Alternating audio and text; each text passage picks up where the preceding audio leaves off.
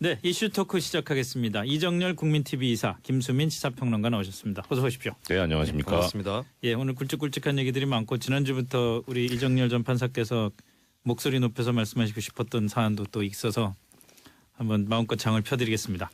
자, 김명수 대법원장이 지난주에 대대적인 사법개혁을 예고했잖아요. 일단 예고했던 것 중에서 가장 인상적인 내용부터 좀 요약 좀 해주시죠. 예, 지금 두 가지인데요. 그러니까 어차피 다 그 사법개혁하면은 공감대가 형성돼 있었던 부분이 인적 청산을 빼고 네. 제도적인 부분에 있어서 첫째는 이 법원행정처가 사법행정권을 행사를 하는데 사실 사법부의 법원의 본래 기능은 재판 기능인데 네. 재판 기능을 침해하고 있거든요. 그래서 법원행정처를 대대적으로 수술해야 된다라는 예. 그런 하나가 있고 또 하나는 원래 법관은 헌법과 법률과 양심에 따라 독립해서 심판을 해야 되는데 네.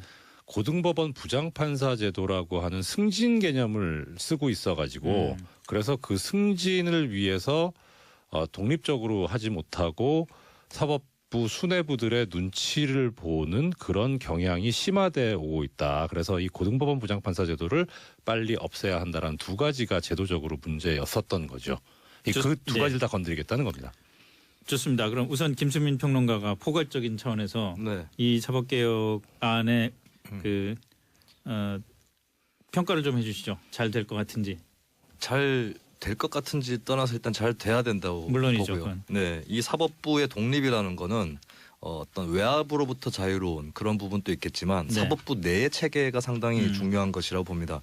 그래서 뭐 검사처럼 검찰 동일체 뭐 이런 식으로 비슷하게 가는 그런 체계가 돼버리면 이제 그 판관들의 개개인의 어떤 판단들이 보장받지 못하는 네. 네, 그래서 수장에 따라서 많이 움직이게 되는 그런 질서가 생겨버릴 수밖에 없기 때문에 지금 이제 이 요컨대는 이 개혁의 방향은 뭐 어떤 지위의 고저 이런 것들이 중요한 것이 아니라 판사는 판사인 것이다. 예. 라는 네, 그 명제에 따르고 있는 것이라서 저는 이 방향은 반드시 지켜져야 된다고 보고요. 그리고 뭐 고법부장 판사 이런 거 없앤다고 승진 안 돼서 뭐 판사들이 반발할 거다. 글쎄요, 좀 뭐 그런 분이 얼마나 될지는 제가 조사를 안 해봤습니다만은 오히려 그런 인센티브 제도라고 생각되던 것들이 거꾸로 얘기하면 벌칙이기도 하거든요. 승진해서 누락되면 사기도 저하되는 것이고, 예. 네 거기에 대해서 반발하게 되고 또 납득을 못하게 되는데 그런 걸 차라리 없애고 판사는 다 판사일 것이다. 첫째로. 네, 그렇게 개념을 새로 잡아 나가야 될 것으로 보이고 이제 새로운 분들도 계속 사법부로 유입이 되고 있기 때문에 아마 계속해서 지지를 받는 그런 방향이 되지 않을까 전망을 해봅니다. 알겠습니다. 자, 그럼 구체적으로 우선 법원 행정처를 축소한다. 이제까지 법원 행정처가 재판의 독립성에 어떤 좋지 않은 영향을 미친 겁니까? 구체적인 사례로 얘기하자면. 뭐 예를 들어서 법률의 해석권하는 법관한테 있지 않습니까? 네. 뭐 처음에 이제 시작은 이거였습니다. 법원마다 그러니까 재판의 결론은 달라질 수도 있어도 예. 뭐 예를 들어서 뭐 이런 거 있습니다. 제가 들은 뭐 얘기 중에 하나가 이제 저 충남 금산 지역 있지 않습니까? 예. 거기가 인삼이 많이 나잖아요. 그렇죠. 인삼을 절도하는 절도범이 있는데 이게 사실 인삼을 절도했을 때 그 훔친 인삼의 액수는 얼마 안 되는 거예요. 네. 그런데 6년근 인삼이니까 이거를 6년 동안 애지중지 키워온 거를 지금 도난당한 거잖아요. 예, 예. 그러니까 피해자의 심리적 타격은 엄청나게 예. 큰 거죠. 그런데 그것을 단지 액수를 가지고 논의해서 재판을 하게 되면 금산 지역에서는 이 재판이 틀린 재판이 돼버리는 거예요. 예. 그러니까 그쪽에 어떤 지역적인 특수성을 감안을 해야 된다는 거죠. 이렇게 해서 이게 지역 따라 다를 수가 있어요. 결론이. 단지 액수만 가지고는 하지 마라 이런 거죠. 그거 재밌네. 예, 그런데 문제는 그렇게 결론은 설령 달라진다고 해도 예. 절차 있잖아요. 예. 소송법적인 거는 다르면 사실 좀 곤란하죠. 예. 소송법은 상당히 이제 기술적인 부분이기 때문에 그래서 처음에 법원행정처가 이런 소송법적으로 문제가 될 수 있는 부분을 법관들한테 조언을 하는 형태로 이제 처음에 시작이 됐어요. 네. 그러니까 이걸 전국적으로 한번 통일을 해봅시다 하는 그런 차원에서 그러다가 더 가면서 이제 이 실체법 해석에까지 관여를 하게 됩니다. 그러니까 판사들 입장에서는 내가 어떠한 생각을 가지고 있어도 전국적으로 그렇게 한다는데 그렇게 해야 되는 거 아니야? 예. 사실 우리나라 이 법 체계가 대륙법 체계라서 판례가 있어도 판례를 반드시 따라야 되는 건 아니잖아요. 네. 영미법 체계하고 달리. 네. 판례도 아닌데 행정기관이 낸 견해를 따라가야 되는 이런 사태가 벌어진 거예요. 그리고 더 나아가서 문제는 이게 아까 말씀드린 고등부장제도하고도 연결이 되는데 예. 이렇게 해서 법원행정처, 사법부 수뇌부에서 어떤 예규라는 이름으로 내려온 지침이 안 따르게 되면 그러면 본인이 불이익을 받는 거예요. 승진할 때 좀 피곤할 수가 있고. 그렇죠. 보직에서도 피곤해지고요. 그러니까 결국은 의도했던 안 했든 간에 결과적으로 법원행정처가 재판에 관여를 해버렸고 그것이 어떤 아까 김수민 의원 말씀하신 외압의 압력의 문제가 아니라 간접적 결과적으로 그렇게 돼버린 거예요. 네. 그렇게 해서 결국 그러다 보니까 이 조직들이 점점 더 커 나가는데 그걸 지켜보고 있는 법원행정처를 일선에서 바로 진두지휘하고 있는 대법원장 입장에서는 상당히 구미가 당기는 조직인 거죠. 바로 제가 명령을 하면 바로 그대로 갈 수 있거든요. 친위대가 있으니까. 그렇죠. 그러니까 법원행정처가 대법원장이 어떤 생각을 가지고 있느냐에 따라서 계속 커져 온 거예요. 그것이 가장 극명하게 폐단이 드러난 게 양승태 시절이었던 거고요. 그리고 대법원의 법원 행정처에 가는 판사들은 굉장히 똑똑하고 경력도 좋은 사람들이겠네요. 그렇죠. 일단 법원의 가장 큰 특성은 이제 사법권의 독립이라는 그런 부분 때문에 예. 누구의 간섭을 받지 않아요. 네. 그러니까 상당히 좀 어떻게 좋게 말하면 자주적이고 독립적인데 나쁘게 말하면 독선적이고 고집스럽죠. 그런데 이 법원행정처는 행정기관이기 때문에 상명하복이거든요.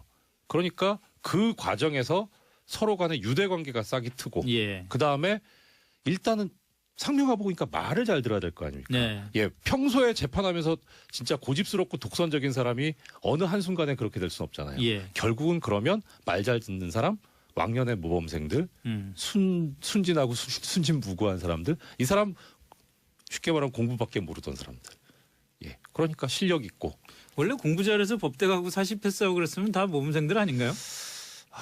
다 그런 것 저는 같지 차마 않아요. 그렇게 말씀 못 드리겠습니다. 네, 제 맞은편에 계신 이모 선생님을 봤을 때는 네, 다 그럴 것 같지는 않습니다.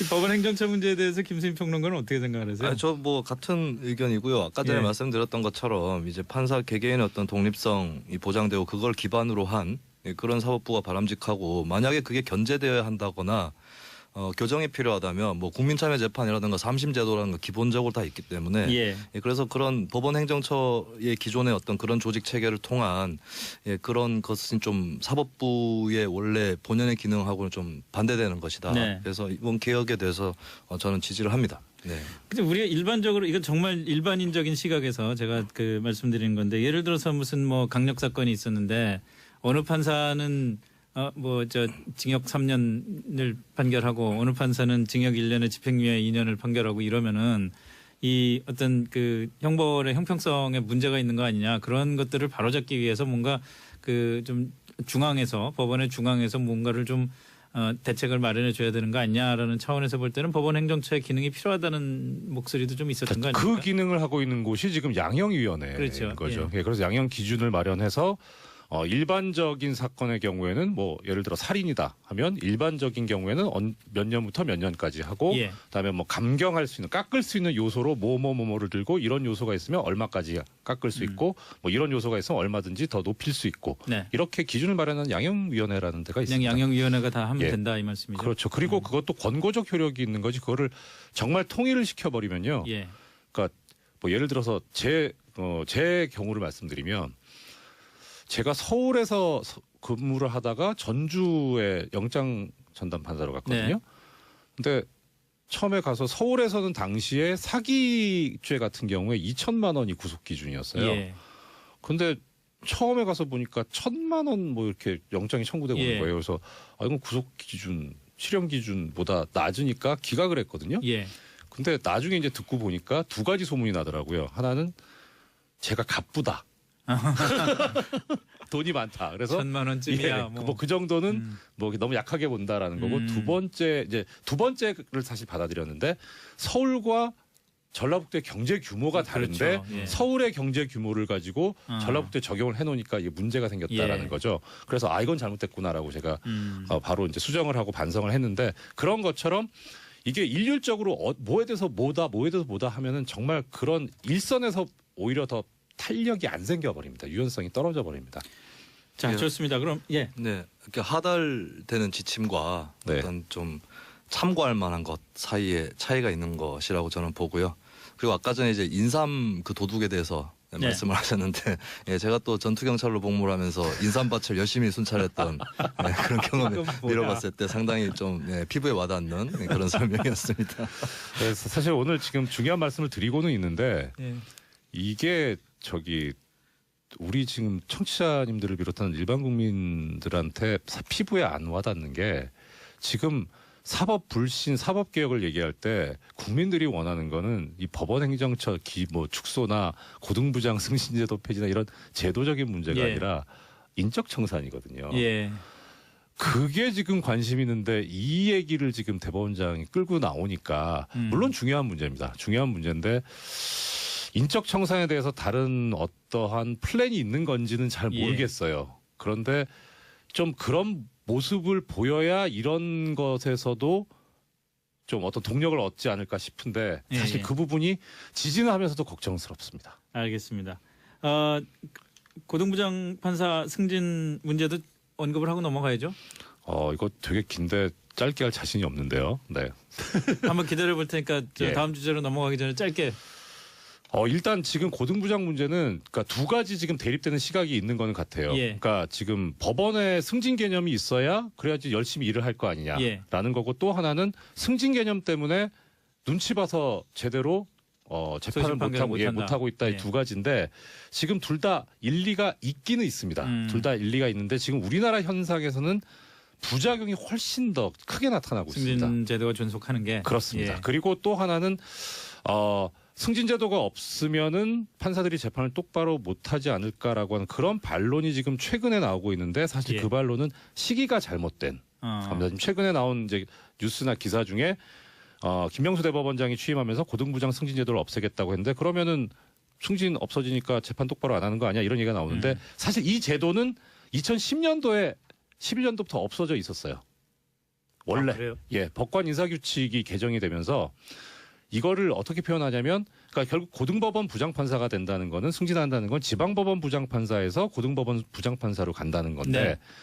그럼 지방법원에도 근무할 수 있고 고등법원에도 근무할 수 있다는 거잖아요. 네. 이거를 아예 분리를 시켜버립니다. 지방법원에 근무하는 사람은 지방법원에만 있고 고등법원에 근무하는 사람은 고등법원에만 있고 이렇게 네.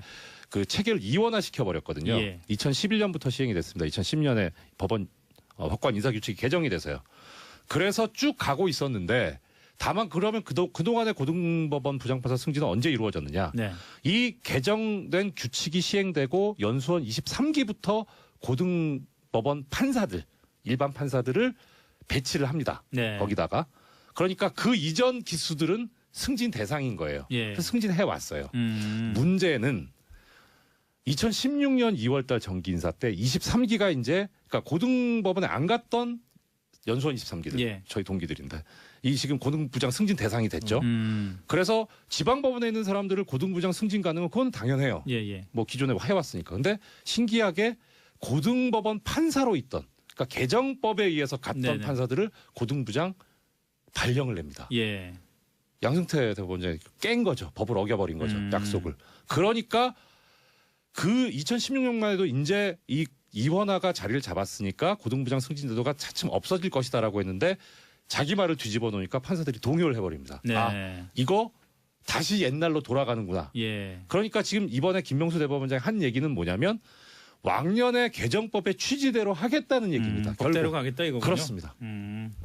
알겠습니다. 뭐 결과가 어떻게 나오는지 한번 보죠. 지금 이제 영장 기각 사유가 다툼의 여지가 있다라는 네. 것이 거의 메인으로 뜨고 있는 것 같은데 이럴 것 같았으면 예전에 그 많은 구속들은 어떻게 이루어졌는가. 네, 갑자기 한국의 법조 문화와 관례가 바뀌어버린 듯한 네, 그런 느낌이 들 수밖에 없고 그리고 아무래도 지금 이제 풀려나신 분들 김태효, 전병헌 이분들을 봤을 때 이분들이 몸담고 있는 진영을 보면 네. 이제 일반 국민들 입장에서는 그냥 균형을 맞춰주는 것이 아니냐 네. 또 이런 얘기가 나올 수밖에 없고 더군다나 그렇겠죠. 이유가 그냥 네, 혐의 사실에 다툼의 여지가 있다라는 좀 생소하면서도 추상적인 법조계에서도 좀 납득 못하는 분들이 나올 정도의 그런 얘기가 나오고 있기 때문에 그리고 하필이면은 이제 이런 조류가 좀 이제 김관진 뭐 전 국가안보실장이라든가 또 우병우 전 민정수석 이렇게 계속 풀려나고 있는 흐름인데 하필 그분들을 기점으로 해서 헌법 정신에 원래 있었던 불구속 수사의 원칙이 구현되는 것인가? 네, 이런 좀 탄식이 좀 나오고 있습니다. 한번 이전 판사께서 그 영장 기각 사유를 좀 분석을 해주시죠. 예, 일단 지금 김태효 기획비서관이죠. 예, 기획관. 예, 이분에 대한 구속영장 청구 기각 사유가 뭐라고 나오냐면 뭐 다른 여러 가지 뭐 그냥 쓰는 네네. 상투적으로 쓰는 말입니다. 주요 혐의 사실에 대한 피의자의 역할 및 관여 정도에 대해서 다툴 여지가 있다가 예, 제일 중요합니다. 지금 예. 얘기할 수 있는 게. 그런데 이제 아까 김 의원께서 말씀하셨는데 이 다툴 여지가 있다라는 표현을 언제 쓰냐면요. 예, 영장에 구속영장 청구서에 기재된 범죄 사실에 대해서 피의자 측에서 일종 방어를 합니다. 예. 뭐 예를 들어서 뭐 뇌물로 이제 영장이 청구가 됐다 하면 그 뇌물을 전달했다는 사람이 그 저 사람 내 차 트렁크에다 넣어놨다. 그걸 줬다. 하면 그 정도로 어느 정도 이제 그럼 받았겠네까지 가지 않습니까? 의심이 돼요. 그래서 영장 청구를 했는데 사실 내가 그때는 몰랐다가 나중에 트렁크 청소한다고 열어봤다 있어서 주려고 했는데 연락이 안 돼가지고 뭐 그 사람 비서한테 돌려줬다. 즉시 네, 알자마자. 네. 그럼 이제 이거는 그럴 수도 있잖아요. 예. 그럴 때 이게 그럴 수도 있겠다. 그러면 그 당시에 연락이 안 됐던 건 맞냐? 네. 그럼 맞다 하면 이제 더 증거를 수집해 봐야죠. 네. 그러니까 이 증거 수집을 위해서 피의자에게 유리한 증거를 수집하기 위해서 그래서 나가서 증거 수집하라고 구속영장 청구를 기각을 하는 겁니다. 예. 방어권 보장을 위해서. 그럴 때 쓰는 말이에요. 그런데 지금 특히나 이제 뭐 전병헌 전 수석에 대한 이제 영장 기각 관련해 가지고 지금 검찰에서도 얘기를 하고 있는데 뭐 전병헌 수석이 구속이 돼야 된다 말아야 된다 이걸 떠나서 네. 지금 기각 사유를 보면 뭐라고 돼 있냐면 뇌물 관련 범행이 의심되기는 하나 상당 부분 다툴 여지가 있다 이런 얘기예요. 그러니까 그러면은 뇌물 부분이 의심이 가는데 다툴 여지가 있으면 네. 보통 아까 말씀드린 그런 경우들이거든요. 그런데 여기에 대해서 다툴 여지 부분을 이 영장 기각하면서 영장전담판사가 뭐라고 써놨냐면 보좌관 행위에 대한 피의자의 인식 정도에 관해서 그러니까 얼마나 알고 있었느냐 이 사람이 거기서 다툴 여지가 있다는 거거든요. 예, 예. 근데 지금 본인이 받은 건 아니잖아요. 전병헌 전 수석 같은 경우 보좌관이 받았는데 실제로는 근데 이걸 알았느냐 몰랐느냐 부분이니까 의심이 간다고 하면 이거 알았겠구나라고 판사가 봤다는 거예요. 그렇죠. 근데 예. 뒤에는 다툴 여지가 있다라고 하면 이게 몰랐을 수도 있겠다라는 말이거든요. 한 문장에서 말이 안 맞아버린 거예요. 그럼 이거는 솔직히 판사의 자질이 의심스러운 거예요. 사실은. 어휴, 그렇게까지. 예, 진짜 자질이 의심스러운 겁니다. 이렇게 하면 안 되죠. 그러니까 이게 그럼 원인이 어디서 나오는 거냐? 아까 김 의원께서 말씀하신 대로 이런 기류가 김관진 전 국방장관 적부심사 석방 때부터 나타납니다. 네. 김관진 전 장관 적부심사 하면서 석방할 때 이렇게 나옵니다. 그 석방 이유가 위법한 지시 및 공모 여부에 대한 소명 정도나 변소 내용 등에 비춰서 다툼의 여지가 있다. 네. 비슷하죠. 네. 예. 그러니까 그래서 그 석방 결정에서 나오는 문구가 지금 그대로 바이블처럼 따라가고 있는 거 아니냐. 특히 서울중앙지방법원의 구속적부심을 담당하는 수석재판부의 재판장인 수석부장판사는 아까 나왔던 고등법원 부장판사입니다. 급이. 예. 그리고 지금 서울중앙지방법원의 영장전담판사는 둘은 지방법원 부장판사고 한 사람은 부장판사도 아닌 평판사입니다. 예. 이런 마당이니 당연히 고등부장이 그것도 다른 고등부장도 아니고 이 지금 수석부장판사인 신광열 부장판사는 2012년에 고등부장이 됐어요. 오래됐네요. 예. 이제 아마 특별한 사정이 없으면 내년 2월에 정기 인사 때 예. 법원장이 될 사람입니다. 예. 아주 고참이거든요. 예. 그럼 고참 판사가 했는데 고맙죠. 인용할 만하죠. 예. 그러니까 검찰에서 뭐 법원의 기류가 바뀐 거 아니냐 이렇게 얘기하는데 기류가 바뀐다기보다는 이게 지금 바로 법원이 수직 계열화돼 있는 증거하고 같습니다. 그러니까 자기보다 높은 직급 직위 선배가 한 거 보고 뭐 이런 게 통하는데 해서 따라갈 수 있는. 그 사실 결론적으로 얘기하면 그 김관진 석방 너무너무 잘못된 거고 그것 때문에 지금 구속 기준 업무 처리가 완전히 뒤죽박죽이 돼버린 거죠. 네. 공교롭게도 이렇게 계속 그 영장 기각이 잇따르면서 이명박 전 대통령 쪽에서는 분위기가 좀 괜찮은 것 같아요. 모임도 자주 갖는 것 같고. 네, 근데 저는 이제 이 모임을 자주 갖는 건 일단 비상시라고 봐야 되는 거겠고요. 네. 뭐 그렇게 여유로운 모임일 수만은 없겠다는 생각이 들고, 그리고 새 결집에 나섰다라는 이제 지적들이 있는데, 이 새 결집은 아무리 그 인맥이 많더라도 대중적인 새 결집은 못 될 겁니다. 네. 이명박 전 대통령 그 점에서 박근혜 전 대통령하고도 달라요. 예, 직속 지지자들이 많지 않은, 네. 예, 한때 어떤 확장성을 가지고 한나라당이라고 하는 거대 정당에 엎혀서 대통령이 됐고, 지금은 그렇지 못한 처지이기 때문에, 그래서 현재의 새 결집은 아마도 뭐 각종 정보와 논리와 이런 것들을 좀 수집하는 차원이 아닐까 싶고, 결정적인 부분은 전 이거라고 봐요. 아마 외로울 것입니다. 네, 외로울 것이고, 일이 잘못될 경우에 본인 말고도 여러 사람들이 잘못될 수도 있지만 그게 위안이 되지 않죠. 본인한테 스포트라이트가 올 것이기 때문에, 그래서 더욱더 회합들을 많이 가지면서, 네, 이제 뭐 노 전 대통령과 이명박 전 대통령의 처지가 같다고 볼 수는 없겠지만, 예, 외로운 감정은 아주 당시에, 말씀해서 하는데 네. 비교하셔야죠. 그래서 같을 수 없다고 말씀을